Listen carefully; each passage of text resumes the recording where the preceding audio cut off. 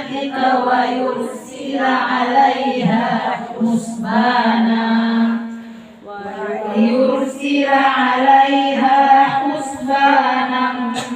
من السماء دون وجهه ولا تعد عيناك عنهم تريد زينة الحياة الدنيا ولا تطع من أغفلنا قلبه عن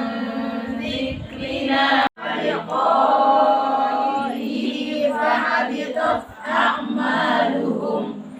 فحبطت أعمالهم فلا نقيم لهم يوم القيامة وزنا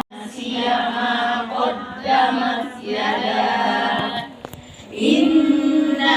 جعلنا على قلوبهم أكنة أن يفقهوه وفي وكذلك بعثناهم ليتساءلوا بينهم قال قائل أزكى طعاما